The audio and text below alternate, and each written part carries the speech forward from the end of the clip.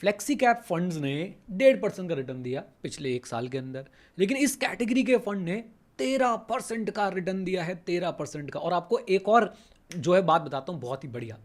आप ये सोच के देखिए कि इस कैटेगरी के अंदर कुछ फंड्स ऐसे हैं जिन्होंने सिर्फ 3% का रिटर्न दिया है और कुछ फंड्स ऐसे जिन्होंने 20% का रिटर्न दिया। यानी कैटेगरी के अंदर आप देख रहे हैं कि कितनी ज़्यादा आप लोगों को अलग अलग रिटर्न्स देखने को मिल रहे हैं। कौन सी ये कैटेगरी? ये है multi asset allocation funds. Yes, और एक बात आपको और बता दूं कि 85,000 करोड़ रुपीस इन्वेस्टर्स ने जो है इन फंड्स के अंदर डाले, बहुत ज़्यादा ट्रेंड कर रहे हैं। आप में से भी मुझे लगता है कई लोगों ने इन्वेस्ट किया होगा मल्टी एसेट एलोकेशन फंड के अंदर। अगर किया है तो सबसे पहले मुझे कमेंट बॉक्स में बताइए किया है या नहीं, और किया है तो कौन से मल्टी एसेट एलोकेशन फंड के अंदर किया है।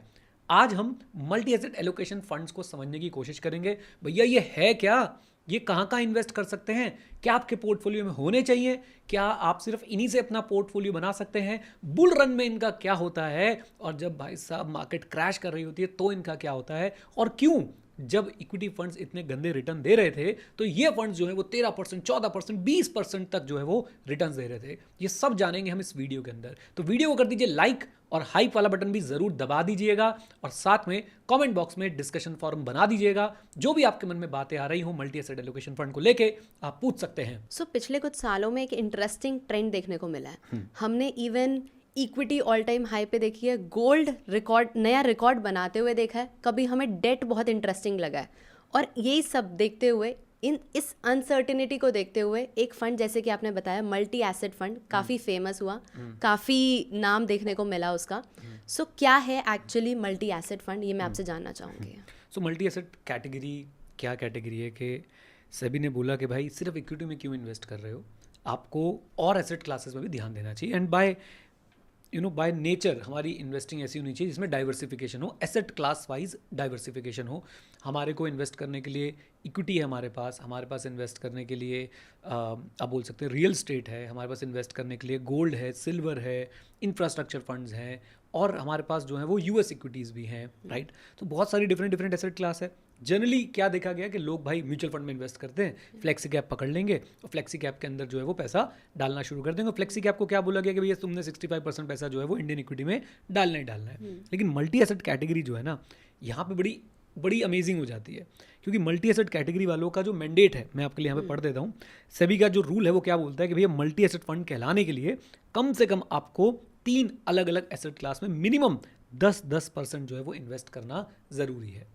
यानी एक फंड मल्टी एसेट तभी कहला सकता है जब वो मिनिमम 3 एसेट क्लास में इन्वेस्ट करे, और हर एसेट क्लास में मिनिमम उसका 10% जो है वो होना ज़रूरी है। तभी एक फंड जो है वो क्या कहला सकता है, एक मल्टी एसेट एलोकेशन फंड जो है वो कहला सकता है। इसका जो सबसे पहला फ़ायदा है वृंदा, राइट, और फ़ायदे हम डिस्कस करेंगे, बट इसका जो सबसे पहला बेनिफिट मुझे लगता है वो ये कि एक नो नथिंग इन्वेस्टर को बना बनाया डाइवर्सिफाइड पोर्टफोलियो जो है वो मिल जाता है। सो म्यूचुअल फंड, अगर इक्विटी म्यूचुअल फंड का फायदा देखें तो उन्हें बना बनाया इक्विटी का पोर्टफोलियो मिल जाता है। बट मल्टी एसेट एलोकेशन में हम लोग बोलते हैं ना कि एसेट एलोकेशन पे ध्यान दो, एसेट एलोकेशन पे ध्यान दो।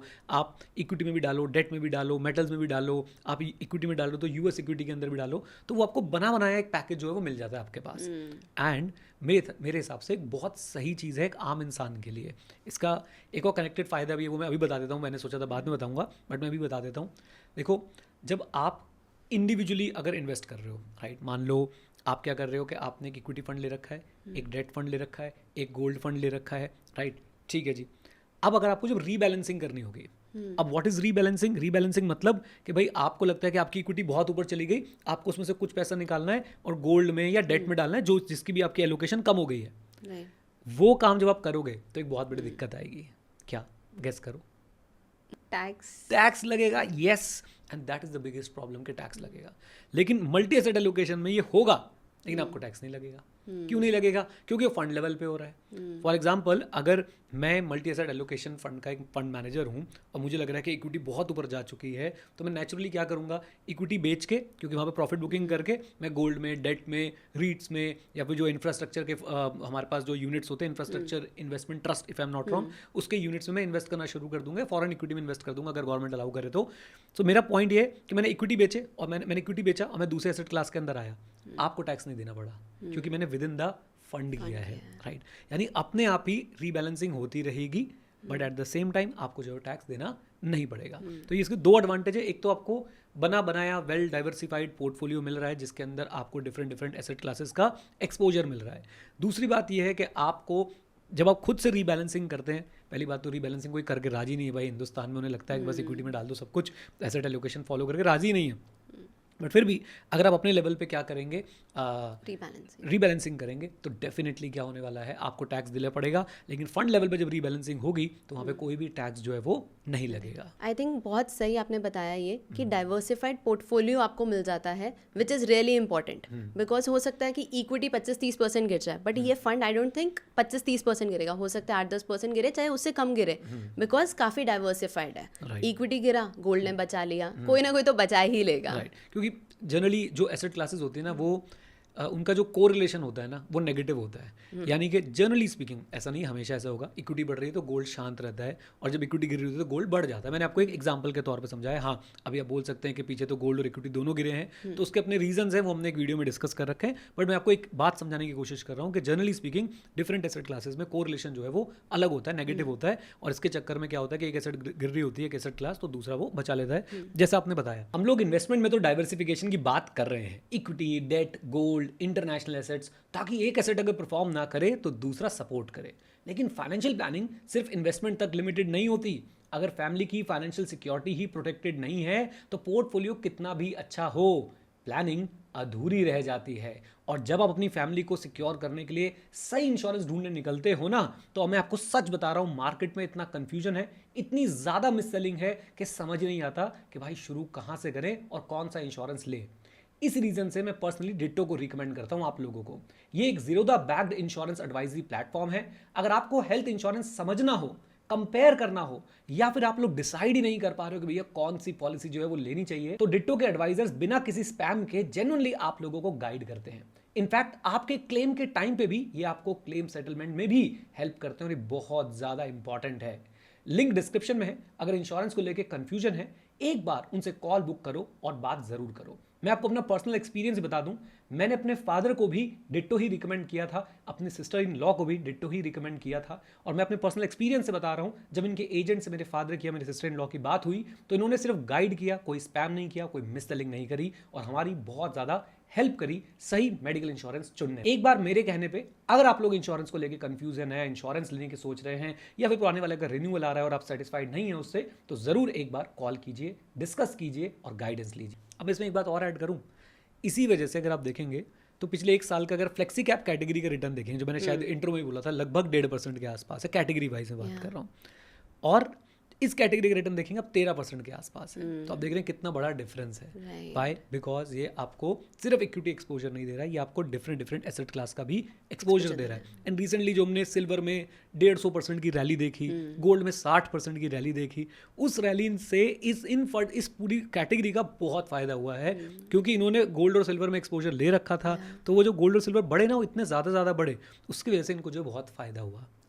इक्विटी ने इनको नीचे खींचा होगा, लेकिन गोल्ड और सिल्वर इनको एकदम जो है ना खींच के ले गए अपने साथ, भाई टो करके ले गए कि चलो भाई हम आपको जो है यहाँ से निकाल देंगे। राइट। लेकिन इन फंड्स को चूज करना ना इतना आसान नहीं है। पता है क्यों? इन फंड में ना, मतलब इस पर्टिकुलर लेबल के अंदर ही डिफरेंट तरह के फंड है, और हर फंड एक अलग जानवर है, उसकी अलग स्ट्रेंथ है, उसकी अलग वीकनेसेस हैं। आपको इसी कैटेगरी में ऐसे फंड मिल जाएंगे जिन्होंने सिर्फ साल में 3% रिटर्न दिए हैं। राइट। और ऐसा नहीं कि वो सेम जगहों पे इन्वेस्ट कर रहे थे, क्योंकि मल्टी एसेट एलोकेशन है ना, तो फंड मैनेजर बताएगा कि मैं इक्विटी में आज सिर्फ 20% करना चाहता हूँ, 30% करना चाहता हूँ, मिनिमम 10% तो हर 3 एसेट क्लास में आपको करना ही पड़ेगा। राइट। लेकिन आप इक्विटी में उसमें 30 भी कर सकते हो, 40 भी कर सकते हो, 50 भी कर सकते हो, इवन 60-70 तक भी आप इक्विटी का परसेंटेज ले जा सकते हो। राइट। एंड कोई फंड मैनेजर बोलेगा भैया मैं तो अपना सारा पैसा गोल्ड सिल्वर में लगाना चाहता हूँ, एक्सेप्ट द मिनिमम अमाउंट, वो मैं 10% बाकी में लगा दूंगा। सो इसलिए इस कैटेगरी के अंदर ही ना बहुत ज़्यादा जो है वो आपको, मैं बोलूँगा कि सब कैटेगरीज मिल जाएंगी। कुछ फंड्स ऐसे हैं जो इक्विटी ओरिएंटेड बन जाएंगे, यानी कि वो इक्विटी में ज़्यादा पैसा रखेंगे। कुछ फंड ऐसे हैं जो हो सकता है वेल डाइवर्सिफाइड हो के भाई हम किसी भी एसेट क्लास में बहुत ज़्यादा पैसा नहीं रखेंगे, सब में हम लोग जो है डिवाइड करके रखने वाले हैं। तो यहाँ पे इन्वेस्टर्स जब इस फंड को अप्रोच कर रहे हो तो मेरी उनसे रिक्वेस्ट है कि अच्छे से समझे कि जिस फंड में आप जा रहे हो वो जनरली कौन सी एसेट क्लास में जो है वो ज़्यादा पैसे लगा के रखता है। राइट। सो मैं ना कहीं पे पढ़ रही थी कि इस कैटेगरी में अगर कोई इन्वेस्ट कर रहा है, हो सकता है एक इन्वेस्टर 12.5% टैक्स दे रहा हो, और हो सकता है एक इन्वेस्टर अपने स्लैब रेट पे फॉर एग्जांपल 30% वो टैक्स दे रहा हो। ऐसे कैसे हो सकता है? I think this is one of the best questions, और इसका जो मैं जवाब देने वाला हूँ, मुझे लगता है काफ़ी लोग थोड़े जागरूक होंगे, क्योंकि बिना सोचे समझे जब आप फंड में इन्वेस्ट कर देते हैं और बाद में जब टैक्स लगता है आपके ऊपर और वो टैक्स आप गलत भर देते हैं, फिर इनकम टैक्स वाले पीछे आपके भागते हैं, तो बहुत दिक्कत होती है। और ये जो आपने सवाल पूछा ना, इसको मेरे को वाइट बोर्ड पे समझाना पड़ेगा अच्छे तरीके से कि होता क्या है। तो इक्विटी की ना टैक्सेशन आपको समझनी पड़ेगी। मैं बार बार इस पर बात करता रहता हूँ। सबसे पहले आपको देखना पड़ेगा, मतलब इस फंड कैटेगरी के लिए मैं आपको बता दूँ, होल्डिंग पीरियड, और आपको समझना पड़ेगा लॉन्ग टर्म कैपिटल गेन क्या होता है, और आपको समझना पड़ेगा शॉर्ट टर्म कैपिटल गेन क्या होता है। साथ साथ में आपको समझना पड़ेगा कि ये होल्डिंग पीरियड LTCG STCG किस पे डिपेंडेंट है, कि इक्विटी की कितनी परसेंटेज है मल्टी एसेट एलोकेशन के अंदर, राइट। अगर इक्विटी की जो एलोकेशन है वो लेस देन 35% है, और डेट, इसका मतलब जो है वो ग्रेटर देन 35% है, डेट एंड अदर्स मिला के अगर ग्रेटर देन 35% है, तो आपको पता है आपके लिए होल्डिंग पीरियड की कोई रिक्वायरमेंट ही नहीं है। आपका लॉन्ग टर्म गेन हो या शॉर्ट टर्म गेन हो, सीधा सीधा स्लैब रेट पे टैक्सेबल हो जाएगा, सीधा सीधा। तो आप अगर ऐसे वाले फंड में इन्वेस्ट कर रहे हैं ना, जहाँ पे भाई साहब आपकी सिचुएशन ये बन रही है, ओके, तो वहाँ पे होगा क्या कि आपको जब भी इस पे आप रिडीम करेंगे, ये सीधा सीधा आपकी रेगुलर इनकम में ऐड होगा, और रेगुलर इनकम में ऐड होने के बाद 30% पे जो भी बेसिकली आपका स्लैब रेट चल रहा होगा उस पे जो है टैक्सेबल हो जाएगा। अब आते हैं हम सेकंड कैटेगरी पे, जहाँ पे आपकी जो इक्विटी है, वो 35 to 65% के बीच में है, राइट, यानी greater than 35% but up to 65%। और जो आपका डेट है वो भी आपका 35 टू, डेट एंड अदर्स बोल देता हूँ क्योंकि मल्टी एसेट की बात कर रहा हूँ मैं, 35 to 65% के बीच में है। यहाँ पे आपका होल्डिंग पीरियड जो देखेंगे हम 24 मंथ्स, यानी कि इस पीरियड से डिसाइड होगा कि आपके जो गेन या लॉसेज हैं वो शॉर्ट टर्म है या फिर लॉन्ग टर्म है, ओके।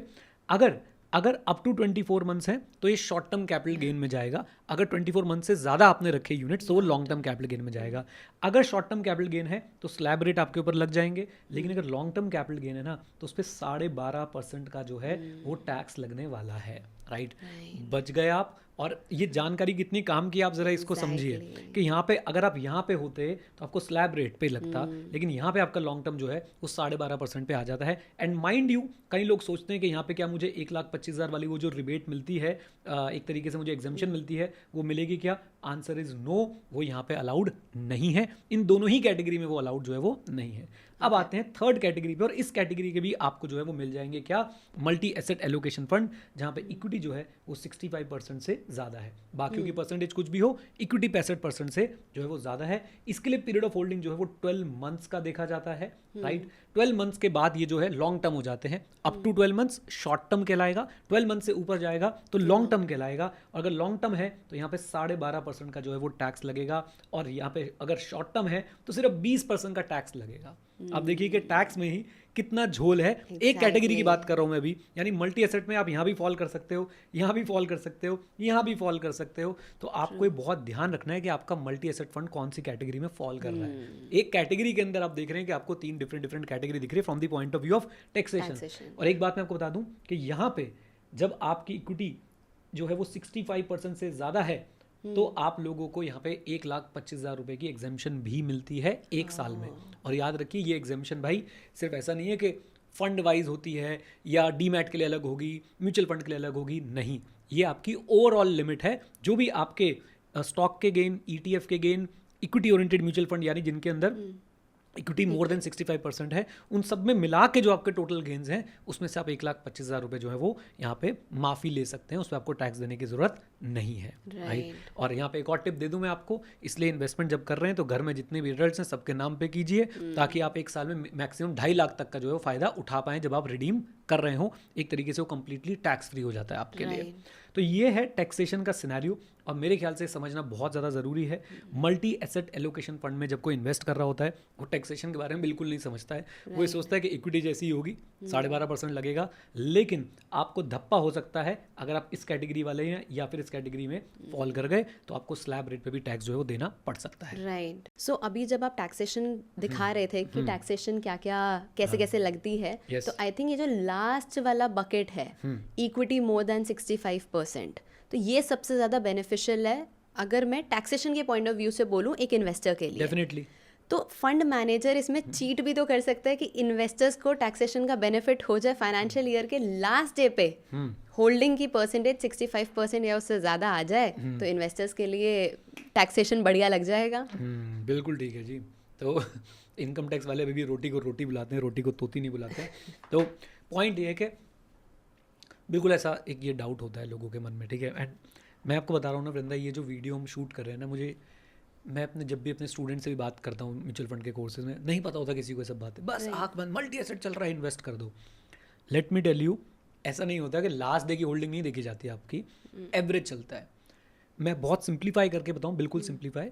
तो हर महीने का ओपनिंग और क्लोजिंग का एवरेज, फिर 12 महीने का इस जो हमारे पास अमाउंट निकला उसका एवरेज। यानी कि आप लास्ट में आके कुछ ऐसा झोल नहीं कर सकते हो कि चलो भाई मैं जल्दी से काम करता हूँ कि 65% जो वो इक्विटी रख लेता हूँ अपने पास, तो फिर क्या होगा उससे तो टैक्सेशन का बेनिफिट मिल जाएगा। नहीं, ऐसा नहीं होता है। ऑलमोस्ट ना आपको प्रैक्टिकल बात भी बताता हूँ। ये तो होगी थ्योरी वाली बात कि हम लोगों ने महीने के शुरू का बैलेंस लेना है, एंड का बैलेंस लेना है, उसका एवरेज करना है, फिर 12 अमाउंट आ जाएंगे उनका एवरेज लेना है। प्रैक्टिकली हर फंड ने अपनी जगह बना ली है कि हम क्या करना चाहते हैं। हम स्लैब 1 में रहते हैं, या हम इसमें रहते हैं, या हम इसमें रहते हैं। ये हर फंड ने अपना क्लैरिटी दे रखा है। वो इन्वेस्टर का काम है कि भैया पढ़ लेना पहले एक बार इन्वेस्ट करने से पहले, राइट। जैसे कि अगर मैं बात करूँ ICICI prudential multi asset fund, वो हमेशा आपको इस कैटेगरी में दिखेगा, right. I might be wrong, मैंने अभी तक तो यही देखा है कि भाई वो हमेशा इस कैटेगरी में रहा है, राइट, और आपको टैक्सेशन जो है वो बेनिफिट मिलता है। फंड मैनेजर के पास एक चाल ज़रूर है, एक तुरुप का इक्का है, जिससे वो ना सेफ्टी बनाते हुए भी वो इस कैटेगरी में जा सकता है। सेफ्टी बनाते हुए मैं क्यों कह रहा हूँ, क्योंकि इक्विटी में हम सबको बताया कि वोलेटिलिटी होती है, राइट, लेकिन फिर भी वो इस कैटेगरी के अंदर अपने आप को ले जा सकता है। क्या? हाँ, कैसे? वो तरीका है आर्बिट्राज फंड। क्योंकि आर्बिट्राज जो इन्वेस्टमेंट है या आर्बिट्राज जो आप कर रहे हैं, that is counted as your equity exposure, right. तो अगर मैंने लेट अस से 50% मैंने इक्विटी में इन्वेस्ट कर रखा है, अब मुझे बेंचमार्क हिट करने के लिए और 16% चाहिए कि अगर मैं फेवरेबल टैक्सेशन में जाना चाहता हूँ, तो डेरिवेटिव्स कर सकते हैं, आर्बिट्राज कर सकते हैं। Basically arbitrage fund kind of एक स्मॉल आर्बिट्राज फंड उसके अंदर बना सकते हैं, एंड गुड टू गो। जैसे ही आपको टोटल 66% हुआ, आप क्या बन गए, एक इक्विटी ओरिएंटेड फंड बन गए। और जैसे आप इक्विटी ओरिएंटेड फंड बन गए, बल्ले बल्ले इन्वेस्टर के मजे आ गए।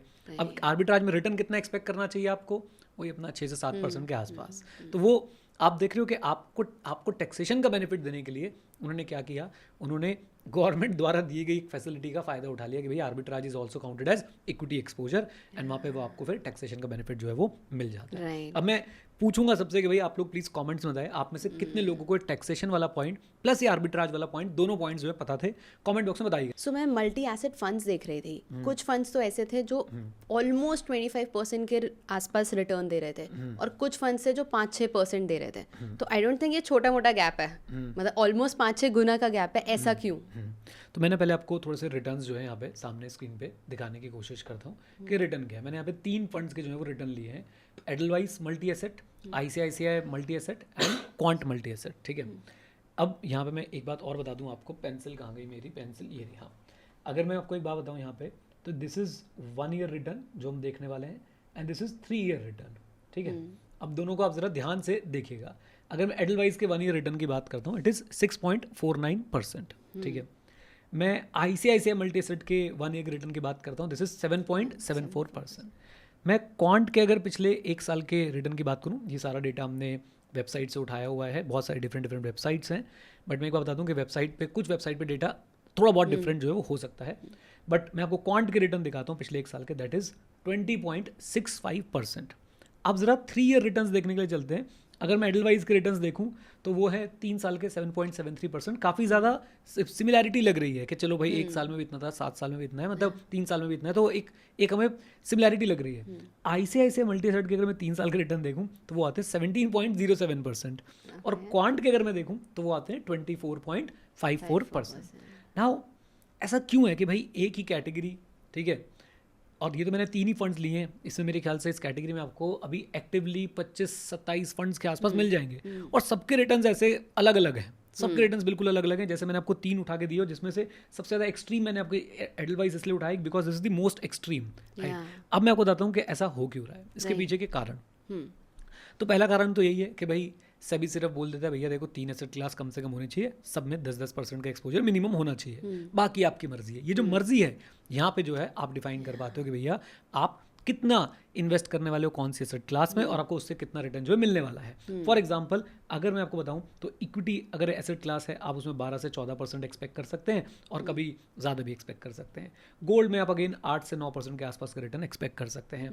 अगर मैं बात करूं डेट की तो वहाँ पे आप 6 से 7% का रिटर्न एक्सपेक्ट कर सकते हैं। बट कभी कभी क्या होता है, जैसे कि अगर मैं बोलूँ गोल्ड ने एक ज़बरदस्त रैली दी हमें, गोल्ड और सिल्वर ने, तो वो रैली आपको यहाँ पे रिफ्लेक्ट होती हुई नज़र आ रही होगी ICICI के अंदर, क्वांट के अंदर। अगर आप देखें ICICI के एक साल के रिटर्न, तो जो गोल्ड की रैली खत्म हुई उसके बाद इक्विटी में भी अभी कोई बहुत ज़्यादा खास रैली नहीं आई है, तो ये अपने नॉर्मल रिटर्न्स पे आगे भैया, जहाँ पे आपको डेट वाले रिटर्न्स जो हैं वो ज़्यादा देखने को मिल रहे हैं, या फिर बोल लीजिए कि इक्विटी में जो थोड़ा बहुत अभी बढ़ाव हुआ उसकी वजह से जो रिटर्न्स देखने को मिल रहे हैं। बट गोल्ड इन्होंने एस नरेन साहब ने बोल भी दिया था कि अब गोल्ड से बाहर आने का समय, सिल्वर में तो इन्वेस्ट करने का ऐसा समय है ही नहीं। ये सारी बातें हुई। अब इसके बीच में ना एक क्वेश्चन इन्वेस्टर के माइंड में ये आता है कि चलो ठीक है, ये दोनों तो हमें समझ आ रहे हैं, इसने भी गोल्ड रैली का फ़ायदा उठाया, इसने भी गोल्ड रैली का फ़ायदा उठाया, ये शायद इक्विटी को भी बड़े अच्छे से टाइम कर पाए, गोल्ड से सही समय पे एग्जिट ले पाए होंगे और इक्विटी में इन्वेस्ट कर पाए होंगे। इनका क्या चक्कर है भाई? एग्जैक्टली ये फंड तो रिटर्न ही नहीं दे रहा, ये फंड फिर सबसे बेकार फंड है क्या? तो ऐसा बिल्कुल नहीं है। आप ये नहीं बोल सकते कि भैया एडलवाइस बेकार फंड है। आप देखो ना, आप प्लीज़ इस बात को समझो, आपको ना एक गाड़ी लेनी थी जो आप सोच रहे थे कि मैं चलाऊं तो मुझे मज़ा आए, राइट, गड्ढों पे आसानी से निकल जाए और फैमिली के साथ में उसमें जा पाऊँ, राइट, मुझे कभी कोई ऐसे पुलिस वाले अंकल हाथ रोक के ना देखें क्या रखा गाड़ी के अंदर, और आपने जाके इको खरीद ली। तो आपकी एक्सपेक्टेशन कुछ और थी, आपने बाय कुछ और किया। Eeco is not a bad car, उसका अपना पर्पस है, और जो लोगों के लिए वो कार है वो सिर्फ उन्हीं के लिए, मतलब उनके लिए सिर्फ वही बेस्ट कार है फिर, राइट। इवन बहुत सारे लोग उसके अंदर कैंपिंग व्हीकल बना रहे हैं, राइट, ओवरलैंडिंग व्हीकल बना रहे हैं, उस पर्पस के लिए भी वो सही है। लेकिन अगर आपको वो पंची फील चाहिए, वो स्पोर्टी फील चाहिए, राइट, आप चाहते हो 4 व्हील ड्राइव हो, ऑफ रोडिंग करूँ, तो फिर वो आपके लिए नहीं है ना। तो आपको पहले मल्टी एसेट फंड में आपको सबसे पहली बात तो यही लेसन लेना है, हर मल्टी एसेट फंड सेम नहीं है। जैसे फ्लेक्सी कैप में सेम है ना, 65% इक्विटी में जाएगा, यहाँ ऐसा नहीं है, राइट। इसलिए आपको पहले ये समझना है कि आपका गोल क्या है इस मल्टी एसेट फंड में इन्वेस्ट करने का। अगर आप एक ऐसे प्रोडक्ट को ढूंढ रहे हैं जो कि लो रिस्क लेकिन स्टेबल रिटर्न देता हो, तो आपके लिए एडलवाइस सही है। वो आपको एक फिक्स इनकम का एक ऑल्टरनेटिव हो सकता है, आपके लिए फिक्स इनकम प्रोडक्ट का एक ऑल्टरनेटिव हो सकता है, राइट। रिस्क की बात चली रही है तो मुझे एक चीज़ याद आ गई। हम इन्वेस्टमेंट में रिस्क रिड्यूस करने के लिए मल्टी एसेट फंड चूज करते हैं, लेकिन लाइफ के सबसे बड़े फाइनेंशियल रिस्क, हॉस्पिटल बिल्स या फिर अर्निंग मेंबर के साथ कुछ अनएक्सपेक्टेड हो जाना, उनके लिए भी प्लानिंग जो है वो बहुत ज़्यादा ज़रूरी है। और इसलिए जैसे मैंने पहले कहा था, प्लीज़ एक बार डिट्टो को ज़रूर चेकआउट कीजिएगा। ये आपको लग रहा होगा कि मैं ये आपको दूसरी बार क्यों बता रहा हूँ, क्योंकि मुझे पता है कि सही इंश्योरेंस की वैल्यू क्या है, चाहे वो मेडिकल इंश्योरेंस हो या टर्म इंश्योरेंस हो। और मुझे ये भी पता है कि एक सही एडवाइज़र की, सही गाइड करने वाले व्यक्ति की वैल्यू क्या है इंश्योरेंस के इस फील्ड में, जहाँ आपको बहुत ज़्यादा मिस सेलिंग जो है वो की जाती है। इंश्योरेंस के नाम पे आपको एक बहुत ही बेकार रिटर्न देने वाले इन्वेस्टमेंट प्रोडक्ट्स जो हैं वो बेच दिए जाते हैं। मैंने बहुत लोगों को शिकार होते हुए देखा है इस मिस सेलिंग का, और बाद में पछताते हुए देखा है। मैं नहीं चाहता कि मुझसे जुड़ा हुआ कोई भी व्यक्ति पछताए, परेशान हो, एंड इसलिए मैं डिट्टो को आपको रिकमेंड कर रहा हूँ। लेकिन अगर आप ऐसा मल्टी एसेट फंड ढूंढ रहे हैं जिसमें इक्विटी का एक्सपोजर ज़्यादा हो, थोड़ा सा डेट, थोड़ा सा मेटल्स वगैरह भी आ जाए, तो आपके लिए बिल्कुल ठीक नहीं है। क्योंकि आज की डेट में अगर आप एडलवाइस में देखेंगे, जो मैं वेबसाइट्स पे चेक कर पाया, इनका इक्विटी एक्सपोजर कितना है? जीरो, एग्जैक्टली जीरो है इनका equity exposure. Just think over it. वो जीरो सिविक सेंस वाला मीम आ गया मेरे माइंड में, तो जीरो है इनका भाई साहब इक्विटी एक्सपोजर। तो मल्टी एसेट फंड को सिलेक्ट करना अपने आप में ही एक बहुत बड़ी जो है वो एक्टिविटी है। आपको पहले ये क्लैरिटी चाहिए कि भाई आप चाहते क्या हो, उसके बाद फिर आप लोगों को मल्टी एसेट फंड सेलेक्ट करना है कि ओके मैं ये चाहता हूँ, इस पर्पस के लिए मैं मल्टी एसेट फंड सेलेक्ट करने जा रहा हूँ। एंड अकॉर्डिंगली, क्योंकि इक्विटी एक्सपोजर जीरो है, अब एडलवाइस पे टैक्सेशन भी क्या होगी, ज़्यादा होने वाली है, राइट। तो ये सारी चीज़ आपको माइंड में रखनी है। This is the starting point कि पहले आप समझो व्हाट इज़ योर नीड, फिर उसके बाद आप देखो कौन सा मल्टी एसेट फंड जो है वो क्या अप्रोच फॉलो कर रहा है, वो इक्विटी ओरिएंटेड है, नॉन इक्विटी ओरिएंटेड है, या भैया सीधा सीधा पूरा का पूरा वो फिक्स्ड इनकम का ही ऑल्टरनेटिव बनने की कोशिश कर रहा है, right. और उसके बाद आप लोग मल्टी एसेट फंड सेलेक्ट करेंगे, मतलब उसके बाद आगे की कहानी शुरू होगी। लेकिन पहली आपके लिए यही सबसे इंपॉर्टेंट जो है वो लेसन होना चाहिए। तो दोस्तों, आज हमने समझा कि मल्टी एसेट फंड होता क्या है, टैक्सेशन के 3 बकेट वाले गेम को समझा, और हमने ये भी देखा कि भाई सेम लेवल के अंदर हर फंड एक बिल्कुल अलग जानवर की तरह जो है वो रहता है। लेकिन असली सवाल अभी भी बाकी है, इन फंड से रियलिस्टिकली कितना रिटर्न जो है एक्सपेक्ट करना चाहिए। ये जो हमने 24% का रिटर्न देखा, क्या वो आने वाले समय में रिपीट हो सकता है, या ये सिर्फ गोल्ड और सिल्वर की रैली का एक बार का जलवा था? और सबसे बड़ा कंफ्यूजन, लोग एक नहीं भाई 3-3, 4-4 मल्टी एसेट फंड खरीद रहे हैं। क्या ये सही हो रहा है? क्या एक्चुअली में आप अपने पूरे पोर्टफोलियो को सिर्फ 2 से 3 मल्टी एसेट फंड के अंदर ही बना सकते हैं या नहीं, हम ये भी जानेंगे। और पार्ट 2 में हम लोग जो है वो आपको एक ऐसी गलती बताएंगे जो हो सकता है बहुत सारे लोग जो मल्टी एसेट फंड के अंदर इन्वेस्ट कर रहे हो वो गलती रिपीट करते जा रहे हैं। तो पार्ट 2 बिल्कुल मिस मत करना, चैनल को सब्सक्राइब कर लो और मिलते हैं आपसे अगले एपिसोड में। तब तक के लिए thank you very much, stay connected, stay जय हिंद। और हाँ मित्रों, सीखते रहें क्योंकि सीखना शुरू तो जीतना शुरू। Bye bye and take care, God bless you all.